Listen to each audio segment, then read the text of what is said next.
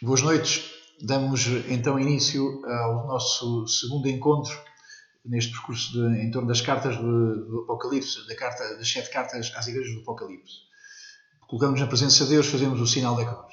Em nome do Pai, do Filho e do Espírito Santo. Invocamos os santos. A primeira entre os santos, a Virgem. Sete de sabedoria, rogai por nós. São João Evangelista, rogai por nós. São João Paulo II, rogai por nós. Bom, hoje então entramos nas cartas mesmas que dão tema a este percurso. Vamos começar com a carta à igreja de Éfeso. Presumo que aparecerá no ecrã uma imagem com o texto destes 7 versículos. Apocalipse capítulo 2, versículo 1 a 7. Diz assim o texto. Ao anjo da igreja de Éfeso. O meu método vai ser em cascata, portanto, cair de palavra em palavra, na sequência das palavras, ir comentando-as, ir procurando espremê-las e tirar-lhes o sabor e encontrar o que o Senhor colocou nelas. Lembro que o método da nossa aproximação à Escritura, como cristãos católicos, é este de reconhecer que a Escritura explica a Escritura. Quem percebe a palavra de Deus é a palavra de Deus. Mas, por sua vez, quem nos diz que aquela é a palavra de Deus, quem reconhece a palavra de Deus como vinda do Senhor, é a própria Igreja. A palavra de Deus está escrita nos livros, mas antes ainda está, como dizia o Santo Hilário, está escrita no coração da própria Igreja. Então vamos fazer este percurso de ir à procura, perscrutar a palavra de Deus e de retirar dela o que ela traz para a nossa vida, porque já fiz este comentário na vez anterior e mantenho. O Antigo Testamento, o Novo Testamento, este livro cheio de uma linguagem simbólica, não são ociosos. Deus não se dedica a escrever um livro interminável para satisfazer curiosidades ou por ociosidade. Vamos primeiro a palavra de Deus, vamos à procura do que esta palavra de Deus nos traz de Jesus, nos traz da vida de Jesus. Ao anjo da igreja de Éfeso. Uma primeira paragem em torno da palavra anjo. Para alguns, já há bons tempos e hoje mais, para alguns o anjo é apenas uma figura de estilo, portanto não há anjo nenhum, é um pouco de retórica, é um personagem que é necessário para haver um interlocutor literário, não há anjo nenhum. Lembro que esse é um tema difícil, mas que não lhe vamos escapar. A Igreja acredita que existem anjos. Acreditamos na Trindade Santíssima, acreditamos que o céu está povoado dos santos, mas também dos anjos. É isso que dizemos a todo momento na liturgia. É isso que dizemos no credo. Devemos acreditar que Deus criou as coisas visíveis e invisíveis. No capítulo das invisíveis não entram, sobretudo, as realidades que têm uma escala microscópica, uma escala mínima de nanodimensão. Essas realidades não são exatamente as realidades invisíveis que falamos no credo. Algum dia, com melhor tecnologia, algum dia com melhores capacidades operativas, pode ser que se consiga ver essas realidades ínfimas. Quando no credo dizemos que Deus criou realidades visíveis e invisíveis, estamos a dizer aquelas realidades que são invisíveis por sua natureza, que nunca nenhuma máquina, nunca nenhuma tecnologia poderá vê-las, nunca poderá fotografá-las. Então falamos da alma humana, falamos dos espíritos puros que são os anjos. Deus criou as coisas visíveis e invisíveis. Criou os anjos também. Ao anjo da igreja de Éfeso, quem é este personagem? Trata-se de um anjo mesmo, trata-se do anjo da guarda destas comunidades. Também não vou por aí. Uma boa parte da tradição e dos intérpretes e autores contemporâneos consideram que esta figura do anjo é fundamentalmente a figura do bispo. Portanto, o próprio bispo é que é o anjo. Porquê o bispo? Porque este personagem é o primeiro na ordem da contemplação, é o primeiro na ordem do encontro com Deus e, portanto, aquele primeiro a ver é o primeiro a falar. Aquele que foi primeiro no chamamento é o que tem esse dever primordial de dizer a palavra que encontrou. Lá como diz o velho refrão dominicano, da abundância da contemplação nasce o anúncio, nasce a pregação. Que aqueles que contemplam, que aqueles que têm uma vida de encontro com Deus, que vão ao encontro com Deus e que encontram a sua coragem, pois também tenham a coragem, então, do anúncio. Lembro que o fundamental da nossa relação com os bispos não há de ser da ordem da afinidade, isso é mais as afinidades na política, na literatura, nos gostos pessoais. A relação com o bispo, que é primeiro, não é a afinidade, não é a afeição, porque uma pessoa que foi meu prior, depois foi bispo, depois casou-me, casou a minha família, batizou os meus filhos, etc. A relação com o bispo não é de ordem da afinidade nem da afeição. A relação com o bispo é na ordem da fé. Ao bispo, quer dizer, àquele a quem Deus confiou uma relação particularíssima com ele próprio, com Deus. Deus confiou-lhe uma relação particularíssima para que o bispo recebe nos seja entregue. A missão do bispo de se encontrar com Deus e de trazer aos homens isso que encontrou. Então, o anjo que está na igreja de Éfeso, de alguma maneira, para nós, poderá significar o bispo.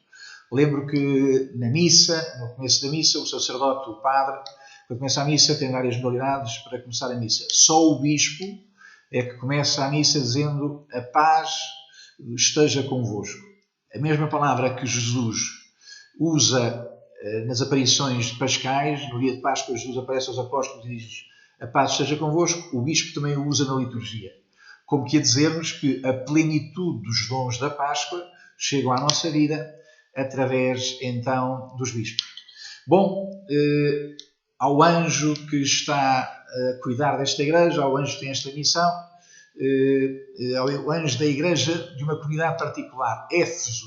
Trata-se de uma cidade de grandes pergaminhos históricos, é a cidade onde nasceu Heráclito, era a cidade que dispunha de uma das 7 maravilhas da antiguidade, o templo de Artemis, para os romanos Diana, cultuada em Éfeso em torno, sobretudo, da evocação como deusa da fecundidade, um lugar, uma cidade grande, uma importante metrópole que vai perder para Constantinopla.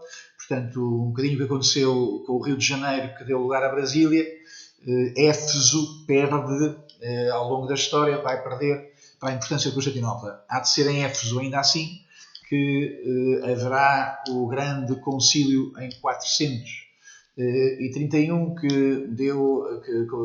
onde se apresentou a definição da maternidade divina de Nossa Senhora. Bom, trata-se de uma comunidade fundada por São Paulo. Em Atos 19 aparece o episódio em que os que se convertem entregam os seus ídolos, entregam as suas estatuetas para São Paulo as queimar e também os seus livros. Enfim, há práticas mágicas que fazem mal à fé. Uma das mais importantes diferenças entre a fé e a magia é que na fé nós fazemos um caminho, e um caminho de mudança do nosso coração. Na magia não há importância nenhuma, não há importância dada ao caminho, o que interessa é o resultado. E, portanto, o resultado não interessa ao coração. No percurso da fé fazemos um caminho, as pessoas que se entregam a ritos mágicos, o que querem é resultados bons ou nefastos, para si ou para os outros, e em que não lhes, à partida, como é óbvio, não há conversão de coração. Então, a esta igreja de Éfeso, que era a metrópole, como poderão ver também no mapa que agora nos é apresentado, vê-se na linha da costa aparece Éfeso, acima está Esmirna. Esmirna, destas 7 igrejas, é a única que hoje em dia conserva uma pequena comunidade cristã. Todas as outras não têm comunidades cristãs, há pequenas capelanias, mas não há comunidades cristãs, sendo que então em Éfeso está esta metrópole, que era a igreja, era o centro administrativo destas outras 6 cidades que formam este conjunto das cidades às quais João se vai dirigir. Bom, avanço. Escreve, diz imperativo, Jesus, é sempre Jesus que fala, Jesus fala, João escreve e apresenta e comunica ao anjo, ao bispo de Éfeso. Escreve. Este escrever é qualquer coisa da ordem da revelação. Não é o escrever um apontamento, não é escrever uma palavra de homem, é dizer uma palavra de salvação. Este escrever é o que para nós depois vai se tornar, vai para nós escritura. Este escrito é a escritura na qual o Senhor apresenta o seu desígnio para aquela igreja e para nós mesmos. Bom, Cristo apresenta-se face à igreja, Cristo apresenta-se num momento de culto. O que vem de seguida mostra-nos Jesus surgir nesta comunidade no momento de culto. Mas ainda antes de entrar nessa questão, chama a atenção para que o que aqui é mais relevante é que Cristo fala. Esta, para mim, é um dos objetivos primeiros destas catequeses. A saber, este tempo não é o tempo eminentemente da vacina ou não vacina. No momento da DGS, o que é que a Direção-Geral de Saúde e o Governo determinam. Temos que perceber este momento como o momento em que Cristo fala. Quando Cristo não fala, nós podemos ter valores cristãos, nós podemos ter uma cultura cristã, nós podemos ter um pensamento que tem referências cristãs, mas já não somos de Jesus. A palavra de Deus é o local onde é ativada esta relação do Senhor connosco, esta comunicação. Cristo fala e, portanto, ter fé é ter esta particular atenção ao que o Senhor nos está a dizer. Havemos de voltar a este tópico no final desta carta. Bom, isto diz o que tem na mão direita as 7 estrelas. Chama a atenção para que esta nomeação da mão direita, sou canhoto, na mão direita, portanto, significa, o ter na mão significa manter, significa que há um poder, há uma manutenção das coisas que não escapam à mão de Deus. A história, o que está a acontecer não escapa à mão de Deus, o que está a acontecer está na mão de Deus. Então esta mão direita de Deus significa um cuidado que Deus tem com o que está a acontecer. Esta mão tem 7 estrelas. As estrelas entram aqui assim como realidades que estão no alto, realidades que têm ligação com o que é transcendente, que têm ligação com o mundo divino. Como é óbvio, as estrelas, nas culturas em geral, no espectro das culturas, as estrelas atravessam a noite com luz. As estrelas trazem à noite o sinal da luz. As estrelas permitem o caminho. As estrelas têm esse relevo de colocarem luz onde não havia senão a treva, onde não havia senão a escuridão. Tem particular relevo e interesse ler, a propósito das estrelas, o que nos diz o livro do Gênesis, Gênesis 1:14. Deus disse: haja luzeiros no firmamento do céu, para distinguirem o dia da noite e para servirem de sinais também para as festas, os dias e os anos. É relevante o facto de se falar de luzeiros e não de sol e de lua. Numa cultura altamente marcada por astrologia, por astronomia, uma cultura em que estes sinais cósmicos tendencialmente eram idolatrados, tornavam-se ídolos, adorar a lua, adorar o sol. Então o autor do Gênesis tem a preocupação de não lhes dar nome, porque não quer que eles sejam nomeados, quase uma perspectiva divinatória, como se fossem divinizáveis.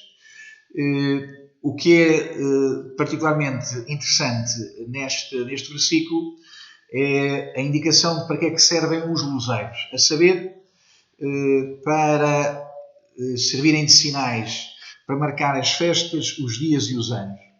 Então, para Israel, a lua, o sol, servem de alguma maneira para o calendário dos nossos encontros com Deus. A Páscoa, uma festa lunar, a seguir à Páscoa, marcada pela Páscoa, o Pentecostes, mais à frente, lá para o verão, o Yom Kippur, a festa das tendas. Portanto, é o calendário marcado pelos luzeiros que marca o encontro com Deus. Este que tem as estrelas na mão, este que atravessa a noite com a luz, este dá-nos a indicação dos lugares em que Ele se quer encontrar connosco, dos tempos em que Ele se quer encontrar connosco. O livro Apocalipse começou com a afirmação de que tudo isto acontece num domingo. O grande luzeiro destas 7 estrelas, a grande luz que estas estrelas nos trazem, é a luz do encontro com o Senhor que nos é oferecida cada domingo. Bom, ele tem 7 estrelas. O número 7 é um número biblicamente de grande relevo, mais ou menos todos temos consciência disso, os 7 dias da semana, na tradição católica, depois medieval, os 7 sacramentos, os 7 pecados capitais, também do catecismo, e há uma abundância do número 7 de septenários no Apocalipse. Estamos a encontrar-nos com as 7 estrelas, os 7 candelabros, vamos nos encontrar variadas vezes com este número. 7 quer dizer plenitude. Então, este tem na mão a plenitude da luz que atravessa a noite. A plenitude da luz que atravessa a noite está na mão de Cristo, está na mão do Senhor. Ele tem a luz que atravessa a noite. Acontece que ele passa através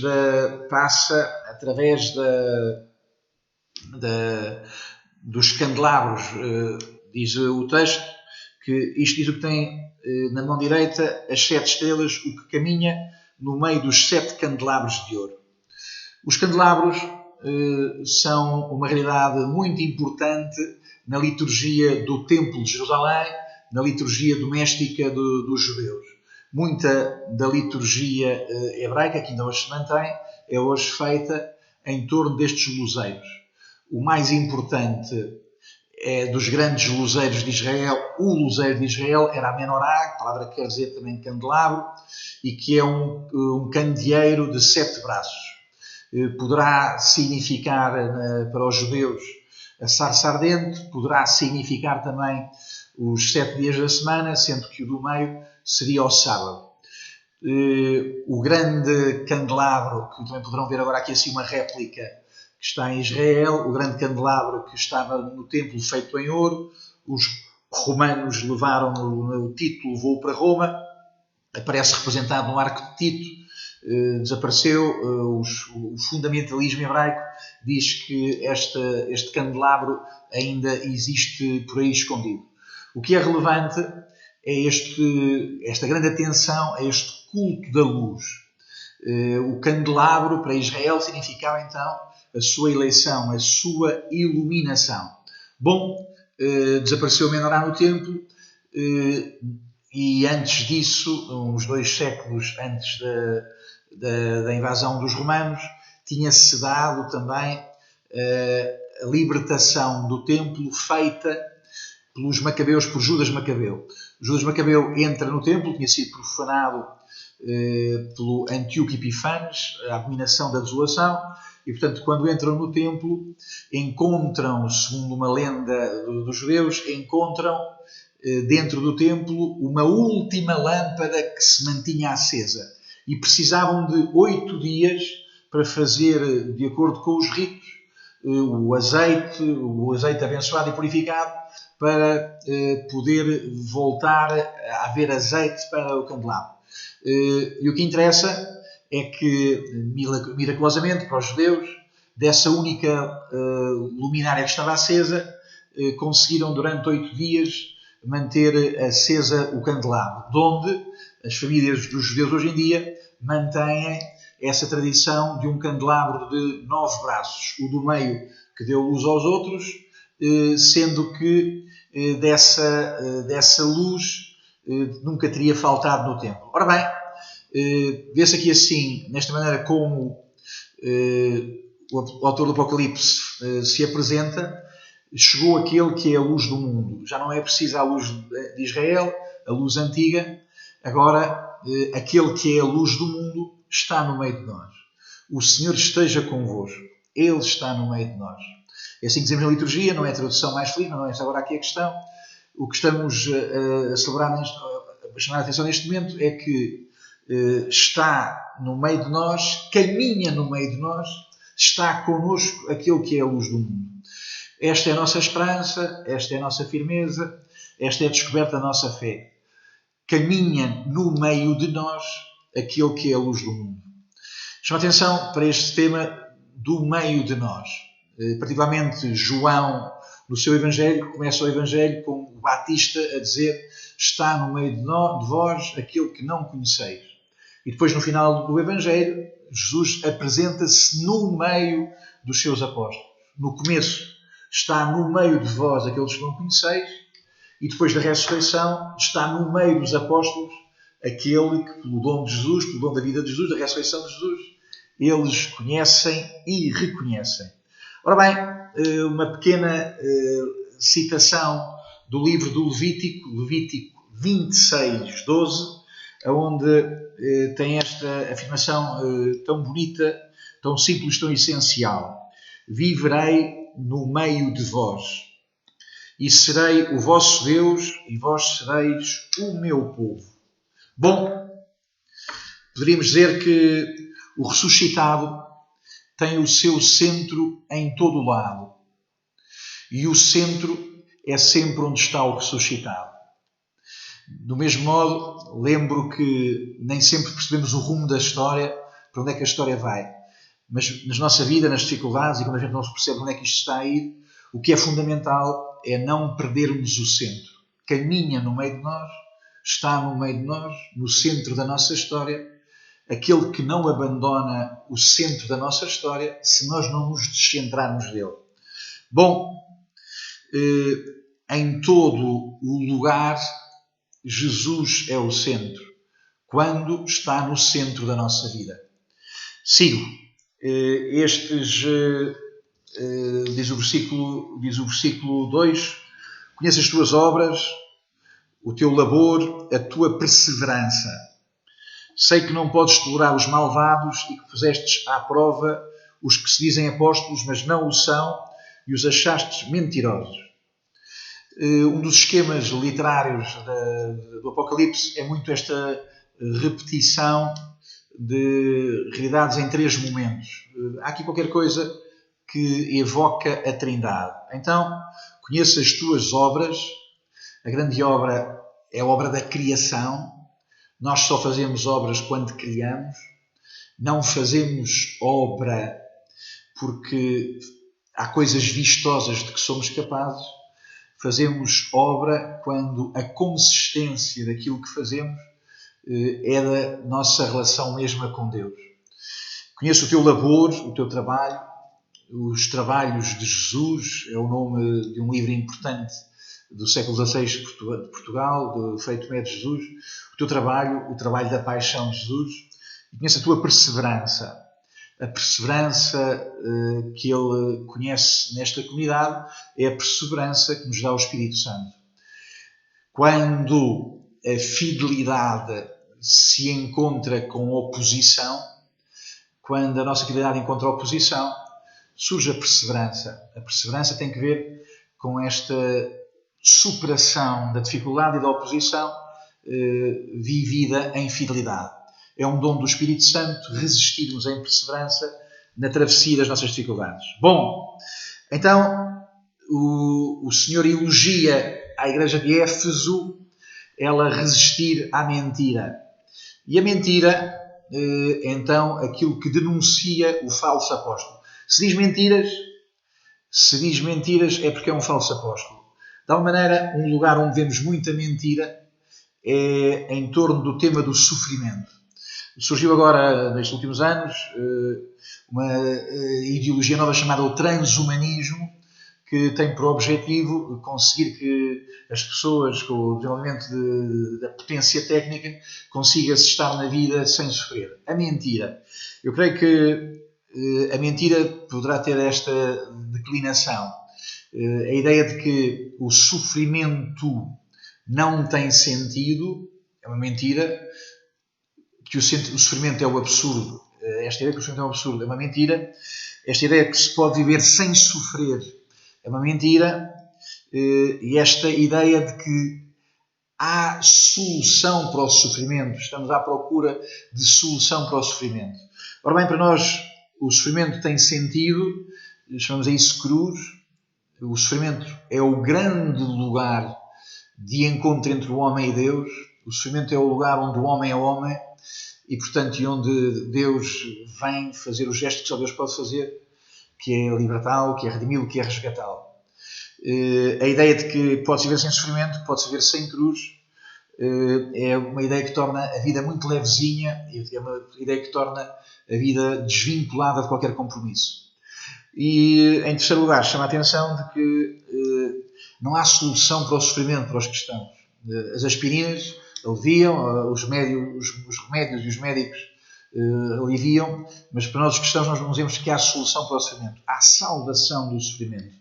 A mentira, vemos sempre a mentira daqueles que, colocando-nos perante o tema grande do sofrimento, dizem que é aí que o mundo é mais absurdo e de que é aí que podemos ter nas nossas mãos soluções que tornam desnecessária a relação com a cruz de Cristo. Bom, tens constância, de novo um esquema um momento trinitário, um ritmo em 3 momentos, tens constância, sofreste por causa de mim, não perdeste a coragem.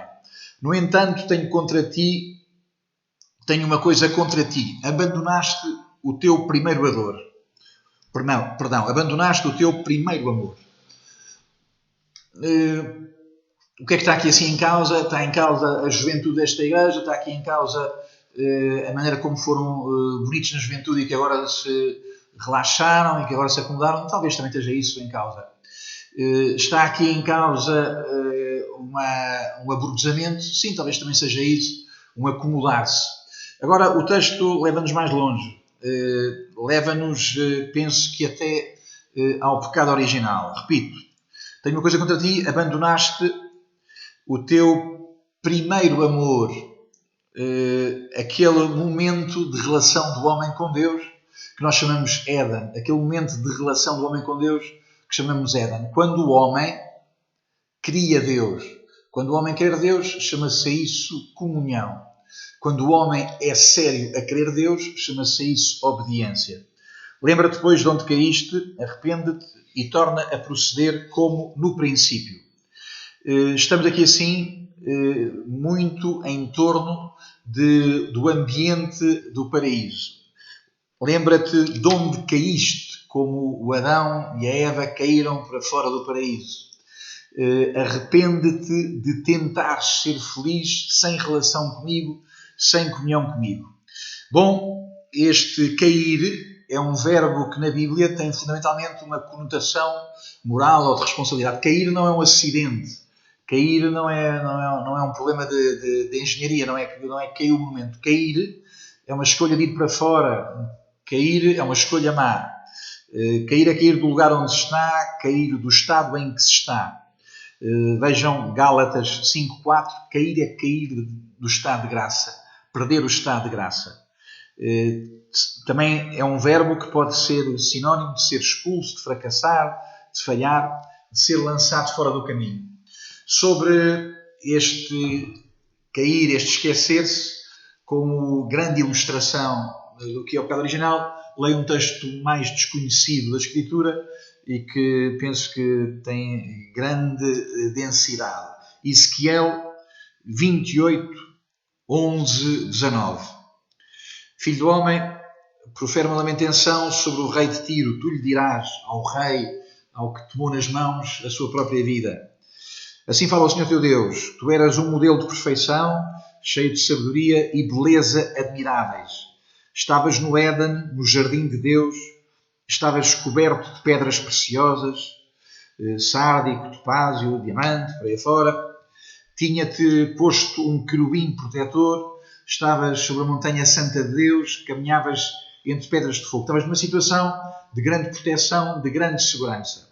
Ora bem, então eras irrepreensível do teu porte, até àquele dia em que a iniquidade se apoderou de ti. O teu coração se encheu de orgulho por causa da tua beleza. Lembra-te, pois, onde caíste. Torna a proceder como no princípio.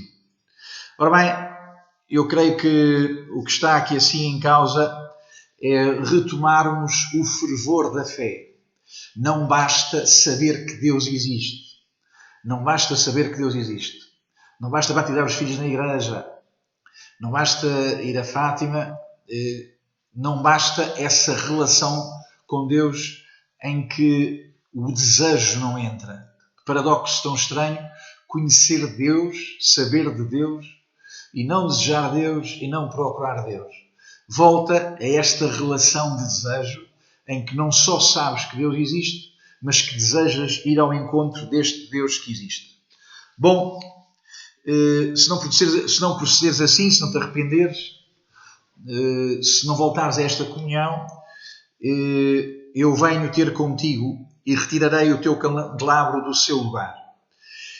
Este verbo, o verbo vir, atenção às traduções, tem que vir sempre no presente, é citado 7 vezes por João no Apocalipse, portanto, em 2, 5 e 16, perdão, 2, 5, 2, 16, 3, 11, 16, 15, 22, 7, 12, 20. Atenção que o verbo vir não está no futuro, não está declinado no futuro, está declinado no presente. O Senhor vem. Toda esta carta é uma afirmação de que Ele não virá, de que Ele vem, de que Ele caminha no meio dos seus e que se eles não se dispõem ao encontro com Ele tira-lhes a luz. Tira-lhes o candelabro, Ele tira-lhes a luz. Se a vossa luz são trevas, quão grandes elas hão de ser. As grandes trevas do coração do homem é colocarmos um outro propósito na existência que não o encontro com Deus. Deus criou-nos para o encontro com Ele. Bom, tens isto a teu favor. Detestas as obras dos Nicolaitas, como eu também as detesto. Trata-se de uma seita que perdemos e não sabemos exatamente o que é o seu conteúdo. Pensa-se que de uma seita gnóstica.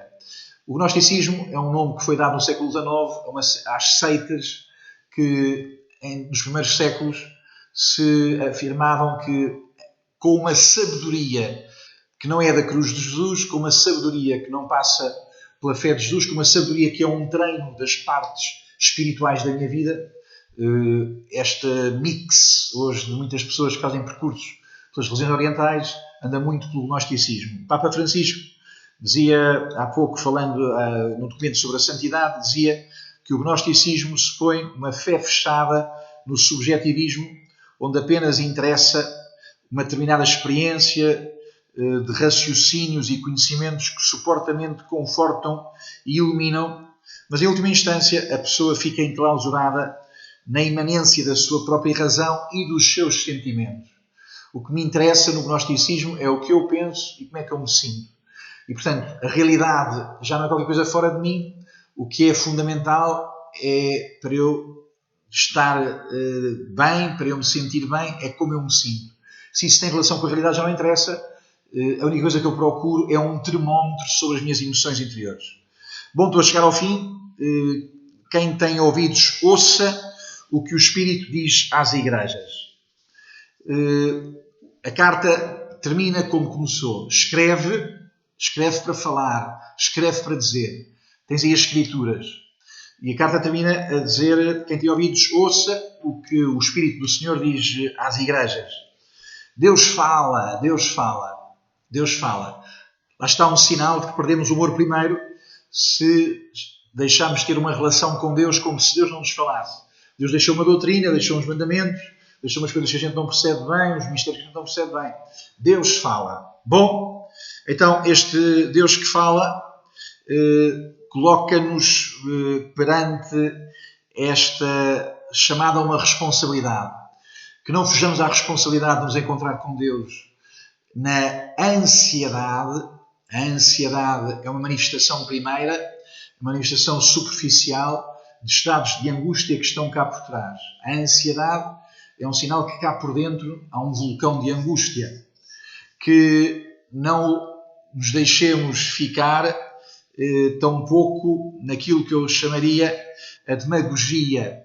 A demagogia é uma palavra que rima muito com maioria.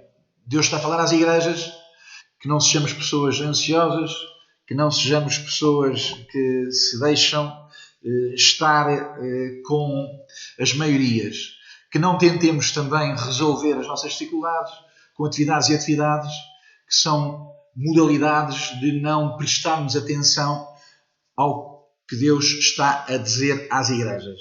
Bom, a verdade está na história, Deus fala na história. A verdade está na história, mas a história não é a verdade. Deus fala na história, mas esta história não é o todo da verdade. Então, prestemos atenção ao que o Espírito diz às igrejas. E o Espírito diz às igrejas que é o paraíso. Esta carta termina com este anúncio maravilhoso de uma vitória, que é a vitória de Deus, e a que chamamos paraíso. Ao que sair vencedor, dar-lhe-ei a comer da árvore da vida que está no paraíso de Deus. Dar-lhe-ei a comer, portanto, uma linguagem claramente eucarística, que comparece ao longo do livro do Apocalipse. Dar-lhe-ei a comer é uma linguagem que nós reconhecemos que tem que ver com a nossa comunhão eucarística. Da árvore da vida que está no paraíso de Deus. Na nossa comunhão com o corpo e o sangue de Jesus, que bom podemos purificar-nos de tantas comunhões à pressa, que bom podemos purificar-nos de tantas comunhões sem fé, sem reverência, que bom podemos purificar-nos de tantas vezes que chegámos tarde à missa, que faltámos à missa, que não foi importante ir à missa, que foi uma chatice ir à missa. Que bom, Deus Nosso Senhor, neste grande sofrimento destes tempos sem comunhão, purificar-nos para termos desejo de irmos mais vivos, mais intensos a esta árvore da vida que está no paraíso de Deus, que está no paraíso de Deus. Quando comungamos, aproximamos-nos do paraíso de Deus e se comungamos bem, somos colocados no hoje do paraíso de Deus. Daí ter grande relevo que a única vez que a palavra paraíso comparece nos Evangelhos seja quando Jesus diz: hoje comigo no paraíso estarás ao ladrão. Cada um de nós, na pobreza da nossa vida, nesta comunhão, também somos colocados no paraíso. E o paraíso não é nenhum outro lugar senão aquele em que a vida de Deus é a nossa vida e em que a força de Deus é a nossa proteção e em que a misericórdia de Deus é a liberdade que nós temos em relação à nossa história. Muito boas noites. Para a semana voltaremos a encontrar-nos, então, de novo também, à quinta-feira, neste mesmo horário.